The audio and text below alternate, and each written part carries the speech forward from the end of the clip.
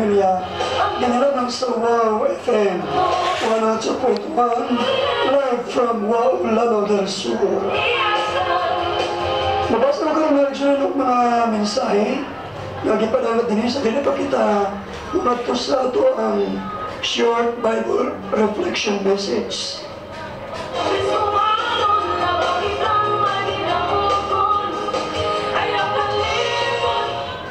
Ano yung mga mensahe mga kisyon na tagapagtagaan? Good evening, Pastor, just pray. Hello, ma'am. Oo na ako diri sa radio station, ma'am. Nauban ako ni Brad Ili. Diri na lang ka diretso, ma'am. Napo sa Balokos family, Rania family. Oh, sige, ma'am. Diri na lang ko maghulat sa imo. Ha? Diri na lang ko maghulat, ma'am. Sa tanan nga nagmanaw. Oh, sige, ma'am. Ha? Oo, ma'am. Sige, ma'am. Joseph, thank you so much sa mga mensahe. Salamat ka nga pangtag. Another message coming from 934. Brad, request Jacob song. Maybe this time. Okay? Nimrod. Tinako. Okay. Salamat kayo sa inyong paghanap nini at ang inyong mga request kung ato ng mga playground. Ako na tayo mga kisahan nga ito ang programa nakasentro play sa mga pinasahig ng mga religious music na itong ipahaon niining programa. No? Salamat kayo. Lain sa mga kaigsunan at ang natagang magpartahan.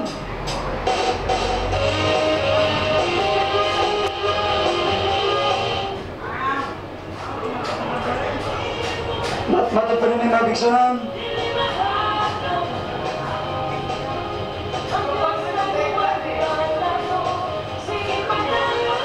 Kausa lang ipadala ang imong message ha.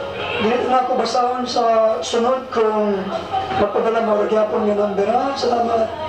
Kuya Grudkos sa Saulog family, Militon family, Nabao family, ug kay Ma'am Rhea nga nag-Judy na. Greetings coming from John Paul Alamban. Okay, salamat kayo sa inyong mensahe nga buntag. Sa pagpapadaan, mag-isunan, aduna na kita 20 minutos na kalabay sa alas 8 din sa pagpapadaan. Nga panaguman sa pamilyang Pilipino na programa. Kahayag o kinabuhi, Sentro Pamilya Kauban, si Wow A.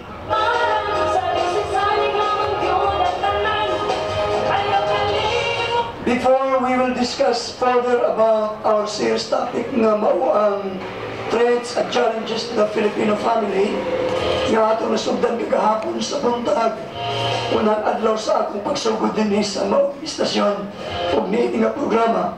Nindot nga ato unang i-reflect pag-usab ang atong una-una diha sa mga pulong sa Diyos.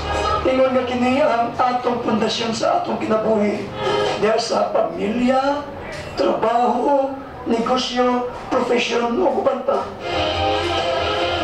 Karon tanahon nato magsuran ang usa ka pasahe sa Biblia kung usa isulti ug unsay mensahe alang kanatong tanan na diha sa atong pamilya ug sa mga relasyon. Mga ato ang hatagag-pagtagan. Kuman lamang mga kasinan, nini usa ka matahong nga awit. Standby.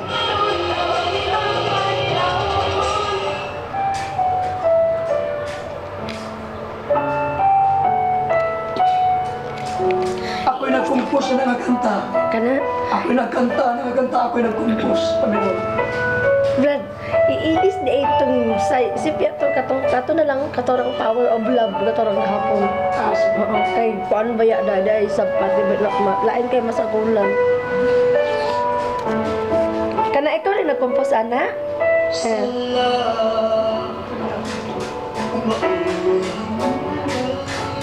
Wow.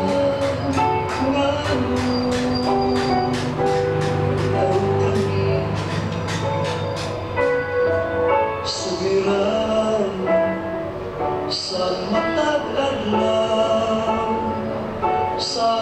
sa bagyo, di mo luran Wow, tada kay Brad. ang kasing-kasing puno sa pagkuhan ang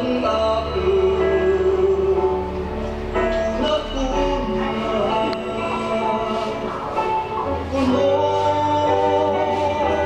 sa kabalagan, kanina